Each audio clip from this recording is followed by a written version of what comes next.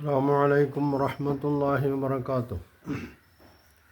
അൽഹംദുലില്ലാഹി വസ്സലാത്തു വസ്സലാമു അലാ റസൂലില്ലാഹി വഅലാ ആലിഹി വസഹ്ബിഹി അൽ-ഫായിസീന ബിറിളല്ലാഹി അമ്മാ ബഅദ്. സഹോദരങ്ങളെ, ഇനി നമ്മളെ ജബ്ബാറിൻ്റെ ഒരു കഥ ഉണ്ട്. ആ കഥ പറയുന്നതിന് മുമ്പ് തന്നെ മുൻകൂർ ജാമ്യം എടുത്തിട്ടുണ്ട്. എന്തിനാണ് ഈ മുൻകൂർ ജാമ്യം എന്ന് നമുക്ക് മനസ്സിലാവുന്നില്ല. കഥയാണെങ്കിൽ ആ കഥയറിയാതെ ആട്ടം കാണുക എന്ന നമ്മളെ സാധാരണ പ്രയോഗമുണ്ട്. ഇത് കഥയറിയുക, ആട്ടും കാണാത്ത മനുഷ്യനാണ് കഥ പറയുന്നത്. കഥ പറയുമ്പം വേണം അതിനൊരു കോലം. ഒരു വാർത്ത വായിക്കണ മാതിരി, അല്ലെങ്കിൽ ഒരു വർത്തമാനം പറഞ്ഞ മാതിരി അല്ലല്ലോ മനുഷ്യന്മാർ കഥ പറയാറുണ്ട്. ആ കഥയിൽ പറയുന്ന കഥാപാത്രങ്ങളാണെങ്കിൽ ഗുണ്ടകളും അതുപോലെ തന്നെ മനുഷ്യർക്ക് ഉപകാരം ചെയ്യാത്ത താന്തോന്നികളൊക്കെ ആയിട്ടുള്ള ആളുകളാണ്. പിന്നെ അതിൽ മോന്തുണ്ണി, കോന്തുണ്ണി പറഞ്ഞ രണ്ട് കഥാപാത്രങ്ങളെയാണ് ജബ്ബാർ അവതരിപ്പിക്കുന്നത്. ഇതിൽ മോന്തുണ്ണിൻ്റെ കാര്യസ്ഥനാണ് കോന്തുണ്ണി. എന്നാലും കോന്തുണ്ണി പലയിടത്തും കോന്തുണ്ണി അല്ലാതെ മാറിപ്പോകുന്നുണ്ട് എന്നുള്ള മറ്റൊരു എന്താ പറയുക, ട്രാജഡിന്നോ കോമഡിന്നോ എന്താ പറയുക എനിക്കറിയില്ല. ജബ്ബാറിനോട് തന്നെ ചോദിക്കണം. അത്രയ്ക്ക് വഷളായിട്ടുള്ള, കഥയുടെ യാതൊരു ഗുണവും മേന്മയില്ലാത്ത, കഥ കേട്ടാൽ ഊറിച്ചിരിക്കാനോ അല്ലെങ്കിൽ കണ്ണീരൊൽപ്പിച്ച് കരയാനോ ഒന്നും സാധ്യമല്ലാത്ത വിധത്തിൽ ഇയാൾ എന്തിനാണ് ഇങ്ങനെ ഒരു കഥ മെനഞ്ഞുണ്ടാക്കിയത് എന്ന് പോലും ശ്രോതാക്കൾക്ക് തിരിയാത്ത രീതിയിലാണ് ജബ്ബാർ കഥ പറയുന്നത്. അപ്പോൾ ഞാനിതുവരെ അൽക്കാരിയെ സംബന്ധിച്ചാണ് പറഞ്ഞിരുന്നത്. അതിന് കുറച്ചുകൂടി പറയാനുണ്ട്. അതിന് മുമ്പ് മൂപ്പരുടെ ഏറ്റവും ലേറ്റസ്റ്റ് ആയിട്ടുള്ള കഥയാണിത്. ഈ കഥ മൂപ്പര് പറയുന്നത് അഹ്സാബ് സൂറത്ത്, ഖുർആനിലെ 33-ാമത്തെ അധ്യായം അഹ്സാബ് സൂറത്ത്. ഈ അഹ്സാബ് സൂറത്തിന് തഫ്സീർ പറയാൻ വേണ്ടി അതിൻ്റെ ആമുഖം എന്നുള്ളതാണ് മൂപ്പര് കഥ പറയുന്നത്. എന്നിട്ട് അവിടെയാണ് മൂപ്പര് ഇതിലുള്ള കഥാപാത്രങ്ങൾക്ക് ഇപ്പോൾ ജീവിച്ചിരിക്കുന്നവരുമായോ നേരത്തെ ജീവിച്ചിരുന്നവരുമായോ നൂറ്റാണ്ടുകൾക്ക് മുമ്പ് ജീവിച്ചിരുന്നവരുമായോ അങ്ങനെ നൂറ്റാണ്ടുകളുടെ അപ്പുറത്തേക്ക് പോയിട്ട് ആരെങ്കിലുമായിട്ട് ബന്ധമുണ്ടെങ്കിൽ അല്ലെങ്കിൽ സാമ്യത തോന്നുന്നുണ്ടെങ്കിൽ അതിന് എന്നെ കുറ്റം പറയേണ്ട എന്ന് പറഞ്ഞിട്ട് ജാമ്യം എടുക്കണം. അപ്പോൾ ജാമ്യം എടുക്കണ ആളുകൾ എന്തിനാണ് ജാമ്യം എടുക്കാറുള്ളത് എന്നുള്ളത് നമ്മൾക്ക് അറിയാം. അപ്പോൾ ഇവിടെ ജബ്ബാർ ജാമ്യം എടുക്കുന്നത്, ജബ്ബാർ പറയാൻ പോകുന്നത് അത്തരത്തിലുള്ള യാതൊരു കഥാമൂല്യവും ഇല്ലാത്ത ഒരു സംഗതിയാണ് എന്ന് മൂപ്പർക്ക് തന്നെ മനസാക്ഷിക്കുത്തുകൊണ്ട് തോന്നിയതുകൊണ്ടായിരിക്കണം. ഏതായിരുന്നാലും കഥയായിട്ട് നമ്മൾക്ക് വല്ലാണ്ട് മുമ്പോട്ട് പോകേണ്ടതില്ല. തഫ്സീർ, മൂപ്പരുടെ തഫ്സീർ വരാൻ പോവാണ്. അത് ഇനി അടുത്താണ് വരാൻ പോണത്. അപ്പോൾ അതിൻ്റെ മുന്നോടിയായിട്ട് മൂപ്പർ പറയണത് സൂറത്ത് അഹ്സാബിൽ അൽ-ബഖറയേക്കാൾ വലിയ ഒരു സൂറത്തായിരുന്നു. അൽ-ബഖറയിലെ വാക്യങ്ങളെക്കാൾ കൂടുതൽ വാക്യമുള്ളൊരു സൂറത്തായിരുന്നു. ആ സൂറത്തിൽ ഇപ്പോൾ ഉള്ളത് 73 വാക്യങ്ങളാണ്, അതായത് ആയത്തുകളാണ്. ബാക്കിയുള്ളതൊക്കെ നഷ്ടപ്പെട്ടു പോയി.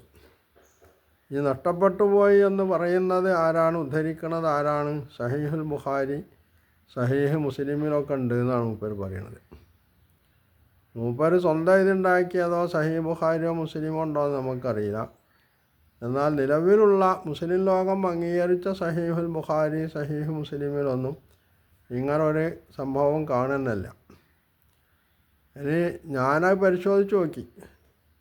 പരിശോധിച്ചിട്ട് ഞാൻ കാണാത്തതുകൊണ്ടാണെങ്കിൽ ജബ്ബാർ ഉസ്താദിനോട് നമുക്ക് പറയാനുള്ളത്, ഉസ്താദെ എവിടെയാണ് ബുഖാരിയിലും മുസ്ലിമിലും ഒക്കെ ഉള്ളതെന്നൊന്ന് പറഞ്ഞു തന്നാൽ നമുക്കും അതൊന്ന് കണ്ടെത്താമായിരുന്നു എന്നാണ്. അങ്ങനെ ഒരു കഥ ഉണ്ട് എന്നുള്ളത് ശരിയാണ്. ആ കഥ ഇമാം ബുഖാരി മുസ്ലിം പോയിട്ട് പ്രാമാണികമായി ഉദ്ധരിക്കാവുന്ന ഏതെങ്കിലും ഒരു ഗ്രന്ഥത്തിലുള്ളതല്ല. അത് ഉദ്ധരിച്ചിട്ടുള്ള ആളുകൾ തന്നെ അതിനെ നിരൂപണം നടത്തിയിട്ടുമുണ്ട്. അവർ പറയുന്നത് ഇത് കെട്ടുണ്ടാക്കിയിട്ടുള്ളൊരു കഥയാണെന്നാണ്. അതായത് ആയിഷ റളിയല്ലാഹു അൻഹു പറഞ്ഞതായിട്ടാണ് ഉദ്ധരിക്കുന്നത്. ആയിഷ റളിയല്ലാഹു ജബ്ബാർ പറഞ്ഞു നോക്കുമ്പോൾ നബി സല്ലല്ലാഹു അലൈഹി വസല്ലം മരിച്ച അന്ന് ആയിഷ റളിയല്ലാഹു അൻഹാൻ്റെ വീട്ടിലുള്ള ആട് ഇത് എഴുതി വച്ചിട്ടുള്ള തോൽക്കഷ്ണം തിന്നു കളഞ്ഞു എന്നാണ്. അങ്ങനെയല്ല കഥയിലുള്ളത്. കാരണം ജബ്ബാറിനെ സംബന്ധിച്ചിടത്തോളം അല്ലെങ്കിൽ ജബ്ബാറിനെ പോലുള്ള യുക്തിവാദികളെ സംബന്ധിച്ചിടത്തോളം അവർക്ക് വസ്തുതകളായി പറയാമെന്നുള്ള യാതൊരു നിർബന്ധമില്ലല്ലോ. അവർക്കെന്താണോ തോന്നിയത് അത് വസ്തുതയാക്കുക, എന്നിട്ട് ആളുകളെ പറ്റിക്കാൻ വേണ്ടി അത് വസ്തുതയാണെന്ന മട്ടിൽ അവതരിപ്പിക്കുക എന്നുള്ളതാണ് അവരുടെ രീതി. അപ്പോൾ ആയിഷ റളിയല്ലാഹു അൻഹയിൽ നിന്ന് ഉദ്ധരിച്ചു എന്ന് പറയുന്നതിന് എന്താണ്? നബി സല്ലല്ലാഹു അലൈഹി വസല്ലം മരിച്ച ദിവസമൊന്നുമല്ല. നബി സല്ലല്ലാഹു അലൈഹി വസല്ലമ മരിച്ച് കുറേ കഴിഞ്ഞതിൻ്റെ ശേഷം ആയിഷ റളിയല്ലാഹു അൻഹ ഒരിക്കൽ ഈ ഖുർആൻ എഴുതി വെച്ച തുകിലിൽ ഗോതമ്പ് ഉണക്കാണ്ടിരുന്നു എന്നാണ്. അപ്പോൾ അതിൽ തന്നെ ഉണ്ട് ഒരു കഥയില്ലായ്മ. കാരണം ഖുർആനിന് സഹാബിമാർ വിശേഷിച്ച് നബിയുടെ ഭാര്യമാർ എന്തുമാത്രം പ്രാധാന്യം നൽകിയിരുന്നു എന്നുള്ളത് മനസ്സിലാക്കുന്ന ഒരാളെ സംബന്ധിച്ച് ഈ കഥയ്ക്ക് യാതൊരു സംഗതിയില്ല, അതൊരു കഥയില്ലായ്മയാണ് എന്നുള്ളവർക്കൊക്കെ ബോധ്യവും. അപ്പോൾ അങ്ങനെയുള്ള ആ തുകൽ കഷ്ണത്തിന് ഗോതമ്പ് ചിക്കി, അങ്ങനെ നിർഭാഗ്യത്തിന് ഒരാട്ടുംകുട്ടി വന്നിട്ട് തുകൽ കഷ്ണമാണ് തിന്നത്. ആടിനെ സംബന്ധിച്ചിടത്തോളം തുകൽ കടിച്ച് ചവക്കുന്നതാണോ ഏറ്റവും എളുപ്പമുള്ളത്, അതോ ഗോതമ്പിൻ്റെ മണി വായിലാക്കിയായിട്ട് കടിച്ച് വെക്കണതാണോ ഏറ്റവും ഇഷ്ടമുള്ളതെന്ന് ചോദിച്ചാൽ ആടിനെ പോയിട്ട് പരിചയമുള്ള ആർക്കും പറയാൻ കഴിയും ആട് പെട്ടെന്ന് പോവുക ഈ ഗോതമ്പ് തിന്നാനായി, അല്ലാതെ തുകൽ കഷ്ണം കടിച്ച് വെക്കാനല്ല. അത് കടിച്ച് അവച്ചുണ്ടാക്കണേന്ന് കുറച്ച് പണിയാണ്. കാരണം ഊറക്കുള്ള തുകലായിരിക്കുമല്ലോ അത്, അല്ലാതെ ഊറക്കിടാതെ ചത്ത് കിടക്കണതിൻ്റെ അല്ലെങ്കിൽ അറുത്തതിൻ്റെ തോലെടുത്തുകൊണ്ട് വന്ന് അതിലാരും ഗോതമ്പഞ്ഞി കാണൂല. അപ്പോൾ ഊറക്കിട്ട് ശുദ്ധീകരിച്ചിട്ടുള്ള തുകയിൽ പറഞ്ഞാൽ അത് നല്ല ഉറപ്പുണ്ടാവും. അതൊരു കടിക്കും രണ്ട് കടിക്കുമൊന്നും ആടിന് അത് കടിച്ച് മുറിക്കാൻ കഴിയില്ല എന്നുള്ളതാണ്. അത് നല്ല മൂർച്ചുള്ള കത്തി അല്ലെങ്കിൽ അതിന് മാത്രം മൂർച്ചുള്ള പല്ല് വേണം.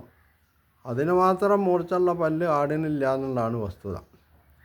അപ്പോൾ ആ കഥ കേട്ടാൽ തന്നെ മനസ്സിലാവും ഇത് കഥയില്ലായ്മ കൊണ്ട് ആരോ പഠിച്ചിട്ടതാണെന്ന്. പിന്നെ അത് ഉദ്ദേശിച്ചിട്ടുള്ള ആളുകളൊക്കെ പറയുന്നുണ്ട് ഇത് കെട്ടി ഉണ്ടാക്കിയിട്ടുള്ളതാണ്. എന്നിട്ട് ആ കഥ വെച്ചിട്ടാണ് ജബ്ബാർ ബുഖാരിയിലും മുസ്ലിമിലും മറ്റ് പ്രാമാണികമായിട്ടുള്ള ഒരുപാട് കിതാബുകളിലൊക്കെ അതുണ്ട് തട്ടി വീഴുന്നത്. അപ്പോൾ ഖുർആനിൽ ഈ സൂറത്തുമായി ബന്ധപ്പെട്ട് ആകപ്പാടെ ബുഖാരിയിലൊക്കെ ഉദ്ധരിച്ച് വന്നിട്ടുള്ളത് ഒരു സംഭവമാണ്. സഹാബിമാർ അതിൻ്റെ അവിശ്വാസ്യത എത്രമാത്രം ഉണ്ടെന്നുള്ളത് തെളിയിക്കാൻ പറ്റിയൊരു സംഗതി. ഖുർആൻ എന്ന് പറയുന്നത് ഖുർആൻ അവതരിച്ചു കൊണ്ടിരുന്ന അതേ സന്ദർഭത്തിൽ തന്നെ നബി സല്ലല്ലാഹു അലൈഹി വസല്ലം അത് സഹാബിമാർക്ക് ഓതി കേൾപ്പിക്കുക മാത്രമല്ല, അത് അദ്ദേഹം ആളുകളെ കൊണ്ട് എഴുതി വെപ്പിക്കുകയും ചെയ്തിരുന്നു. അതുകൊണ്ട് തന്നെ അത് നഷ്ടപ്പെടാനുള്ള യാതൊരു സാധ്യതയില്ല എന്നുള്ളതാണ് ഒന്ന്. രണ്ടാമത്തത് അങ്ങനെ എഴുതി വച്ചതിൽ കണ്ടു കിട്ടിയിട്ടില്ലെങ്കിൽ തന്നെ അത് ആളുകളുടെ ഓർമ്മയിൽ നിന്ന് കണ്ടെടുക്കാൻ കഴിയുമായിരുന്നു. അപ്പോൾ ഉദ്ധരിച്ചു വന്നതിൽ ഏറ്റവും കാര്യമായിട്ട് ഉദ്ധരിച്ചു വന്ന ഒരു സംഗതി എന്താണ്? ഇമാം ബുഖാരിയൊക്കെ ഉദ്ധരിച്ചിട്ടുള്ള ഒരു സംഭവം, ഈ ഖുർആൻ അബൂബക്കർ റളിയല്ലാഹു അൻഹുവിൻ്റെ കാലത്ത് പലയിടത്തുമായി എഴുതി വച്ചിരുന്ന, അതായത് തുകിൽ കഷ്ണത്തിൽ എല്ലിൽ ഈത്തപ്പന മടലിലും ഒക്കെ എഴുതി വച്ചിരുന്നത് നന്നായിട്ട് കൂട്ടിച്ചേർത്ത് ക്രോഡീകരിച്ചപ്പോൾ അതിൽ ഒരു ആയത്ത് മാത്രമാണ് വിട്ടുപോയത്. അതെവിടെയും കണ്ടു കിട്ടിയില്ല. അങ്ങനെ അത് ഹുസൈമ റളിയല്ലാഹു അൻഹുവിൻ്റെ കയ്യിലാണ് ആ ആയത്തുണ്ടായിരുന്നത്. ഹുസൈമ റളിയല്ലാഹു അൻഹു ഇത് ഈ ഖുർആൻ ഇങ്ങനെ ഇത് എഴുതിണ്ടാക്കിയിട്ട് ഒരു ഗ്രന്ഥരൂപത്തിൽ ഇതാക്കിയിട്ട് ഇതാ നിനക്ക് കെട്ടിപ്പൂട്ടി വെക്കുകയല്ല ഖുർആൻ മുസാഫ് ചെയ്തിട്ടുള്ളത്. അത് സഹാബിമാരായിട്ടുള്ള ആളുകളെ ഹിഫ്ളുള്ളവരെയും അല്ലാത്തവരെയും ഒക്കെ വിളിച്ചു വരുത്തി അവരെ ഓതി കേൾപ്പിച്ച് ഉറപ്പ് വരുത്തിയതാണ്. അപ്പോൾ ഈ ഓതി കേൾപ്പിക്കണതിൻ്റെ ഇടയിൽ സൂറത്ത് അഹ്സാബിൻ്റെ പാരായണം വന്നപ്പോൾ ഹുസൈമ റളിയല്ലാഹു അൻഹു ആണ് പറഞ്ഞത്, ഇതിലൊരായത്ത് വിട്ടുപോയിട്ടുണ്ട്. ഏതാണ് ആയത്ത്? മിനൽ മുഅ്മിനീന റിജാലുൻ സദഖൂ മാ അഹദുല്ലാഹ അലൈഹി വമിൻഹും മൻ ഖളാ നഹ്ബഹു വമിൻഹും മൻ യൻതളിർ വമാ ബദ്ദലൂ തബ്ദീല എന്ന് പറയുന്ന സൂറത്ത് അഹ്സാബിലെ 23-ാമത്തെ ആയത്ത്. അതോടുകൂടി ആ പ്രശ്നം പരിഹരിക്കപ്പെടുകയും ചെയ്തു, സഹാബിമാരൊക്കെ അംഗീകരിച്ചു എന്നുള്ളതാണ്. അപ്പോൾ ഈ ഖുർആനിന് ജബ്ബാർ പറയുന്നത് അൽ-ബഖറൻ്റെ അത്ര വലിയൊരു സൂറത്തായിരുന്നു അഹ്സാബെങ്കിൽ അതിൽ ഇത്രയൊക്കെ നഷ്ടപ്പെട്ടു പോയിട്ടുണ്ടെങ്കിൽ ഖുർആൻ്റെ ബാക്കി ഭാഗങ്ങളിലൊക്കെ എത്ര നഷ്ടപ്പെട്ടു പോയിട്ടുണ്ടാവുന്ന. പിന്നെ മൂപ്പരതിന് ഉപലോകമായിട്ട് തെളിവായിട്ട് ഉദ്ധരിക്കുന്നത് ഷിയാക്കളെയാണ്. ഷിയാക്കൾ എന്ന് പറയുന്നത് അബൂബക്കർ, ഉമർ, ഉസ്മാൻ ഇവർക്കൊക്കെ എതിരിലുള്ള കക്ഷികളായതുകൊണ്ട് അവർക്ക് ഈ ഖലീഫമാരെ താറടിക്കുക എന്നതിന് ആണ് അവരിതൊക്കെ എന്തെങ്കിലുമൊക്കെ പറഞ്ഞുണ്ടാക്കുന്നത്. അതേ അവസരം അവർ പറഞ്ഞുണ്ടാക്കുന്ന സംഗതി കൊണ്ട് ആർക്കാണ് ദോഷം സംഭവിക്കണമെന്ന് അവർ ചിന്തിക്കേണ്ട കാര്യമില്ല. ഒന്ന്. രണ്ടാമത്തേത്, എല്ലാ ഷിയാക്കളും ഇങ്ങനെയാണോ എന്നുള്ളത് പരിശോധിക്കേണ്ടതുണ്ട്. കാരണം ലോകത്ത് ഇന്ന് മുസ്ലിങ്ങൾ അംഗീകരിക്കുന്ന മുസ്ഹഫ് തന്നെയാണ് ഷിയാക്കളും അംഗീകരിക്കുന്നത്. ഷിയാക്കളിൽ നിന്ന് തന്നെ വഴിതെറ്റിപ്പോയിട്ടുള്ള, ഇസ്ലാമിൽ നിന്ന് തന്നെ പുറംകണ്ടം ചാടിപ്പോയിട്ടുള്ള ചില വിഭാഗങ്ങളുണ്ട്. അത്തരം ആളുകൾ ഇങ്ങനെയൊക്കെ പറയുന്നുള്ളത് ശരിയാണ്. അല്ലാതെ മുസ്ലിങ്ങളായിട്ട് സുന്നി അഹ്ലുസുന്നത്തിൻ്റെ ആളുകൾ മുസ്ലിങ്ങളായി അംഗീകരിക്കുന്ന ഷിയാക്കൾ, ഇപ്പോൾ ജൈദികളാവട്ടെ അതുപോലെ തന്നെ ഇസ്നാശരികളാവട്ടെ, ഇവരൊക്കെ ഈ ജബ്ബാർ പറയുന്ന സംഗതി പറയുന്നുണ്ടോ? അത് പരിശോധിക്കപ്പെടേണ്ടതാണ്. അവരുടെ കയ്യിലുള്ളത് ഇന്ന് പിന്നെ സുന്നികൾ ഉപയോഗിക്കുന്ന അതേ മുസ്ഹഫ് തന്നെയാണ് അവരും ഓതുന്നത്. അപ്പോൾ കെട്ടുകഥകൾ പ്രചരിപ്പിക്കുന്ന ഒരു വിഭാഗം എല്ലാ കാലത്തും ഉണ്ടായിട്ടുണ്ട്. ആ കെട്ടുകഥകളാണ് നമ്മുടെ യുക്തിവാദികൾക്ക് അവരുടെ ആശയങ്ങൾ അവലംബിക്കാനുള്ള പറയാനുള്ള അവലംബം എന്ന് വരുന്നത് വല്ലാത്ത ഒരു ദുര്യോഗമാണ്. ഇത്രക്ക് ബുദ്ധിയും യുക്തിയില്ലാത്തൊരു വിഭാഗമായി ഇവർ അധപതിച്ചു പോയല്ലോ എന്ന് സങ്കടപ്പെടുകയല്ലാതെ വേറെ നിർവാഹമൊന്നുമില്ല. പിന്നെ അള്ളാഹു ചില നിയമങ്ങൾ മോശമായിപ്പോയി, അതുകൊണ്ട് അത് തിരുത്തണമെന്ന് തീരുമാനിക്കുമ്പോൾ നെസ്ഖ് ചെയ്യും എന്നാണ് ജബ്ബാർ പറയുന്നത്. അങ്ങനെ ഒരു നെസ്ഖാണെങ്കിൽ നമുക്ക് സമ്മതിക്കാമായിരുന്നു. യഥാർത്ഥത്തിൽ ജബ്ബാറിൻ്റെ പൊട്ടത്തരാണ് അവിടെയും വ്യക്തമാകുന്നത്. ലോകത്ത് ഏത് നിയമം വന്നാലും, അത് ഇസ്ലാമിൻ്റെ മാത്രമല്ല, ലോകത്ത് നിയമം എന്ന് പറയുന്ന ഒരു സംഗതി ഏത് കാലഘട്ടങ്ങളിൽ എവിടെയൊക്കെ വന്നിട്ടുണ്ടോ ആ നിയമങ്ങളിലൊക്കെ നെസ്ഖ് എന്ന് പറയുന്ന സംഭവം നടന്നിട്ടുണ്ട് എന്നുള്ള. ഒരു ഘട്ടത്തിൽ ഒരു നിയമം പറയും, അത് ആ ഘട്ടത്തിലേക്ക് ഫിറ്റായ നിയമമാണെങ്കിൽ സാഹചര്യം മാറുമ്പോൾ നിയമം മാറേണ്ടി വരും. അത് ഇസ്ലാം മൗലികമായി അംഗീകരിച്ചൊരു സംഗതിയാണ്.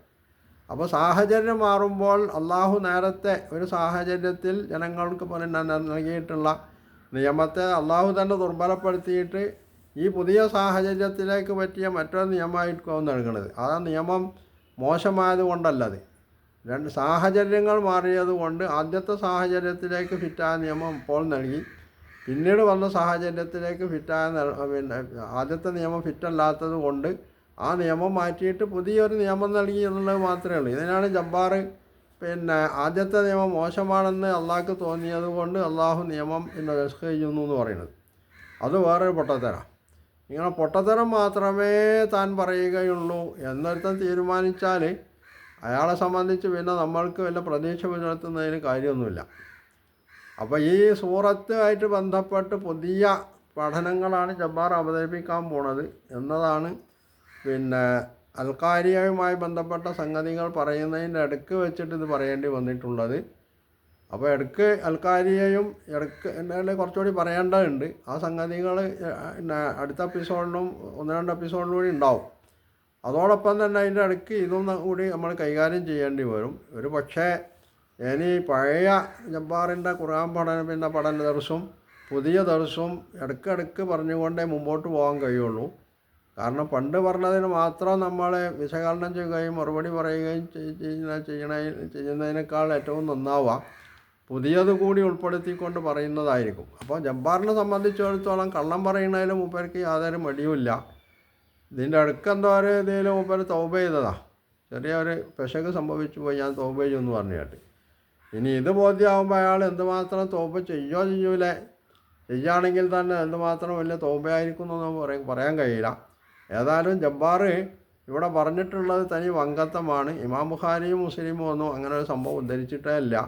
ഇനി അതിലെവിടെയെങ്കിലും ഉണ്ടെങ്കിൽ ജബ്ബാർ ഒന്ന് പറഞ്ഞു തന്നാൽ നമുക്കൊന്ന് കാണാമായിരുന്നു എന്ന് ജബ്ബാറിൻ്റെ മുമ്പിൽ ഒരു അപേക്ഷ സമർപ്പിക്കുകയാണ്. കാരണം മൂപ്പര് മഹാപണ്ഡിതനാണ്, ഖുർആനും ഹദീസും ചരിത്രവും ഒക്കെ പഠിച്ചിട്ടുള്ള ആളാണ്. പിന്നെ പുതിയ ഒരു കഥ മെഞ്ഞുണ്ടാക്കാൻ പറ്റിയ കാഥികൻ കൂടിയാണല്ലോ. അപ്പോൾ അങ്ങനെയുള്ള ഒരു പ്രഭയോട് നമ്മൾ താണുകേണ് അപേക്ഷിക്കുകയാണ്, പ്രഭോ ഈ ബുഖാരിയിലും മുസ്ലിമിലും ഒക്കെ ഇത് എവിടെയാണല്ലോ എന്ന് പറഞ്ഞു തന്നാൽ നമ്മൾക്കും അതൊന്ന് കാണാമായിരുന്നു എന്ന് അദ്ദേഹത്തിൻ്റെ മുമ്പിൽ അപേക്ഷ സമർപ്പിക്കുക കൂടി ചെയ്യാണ്.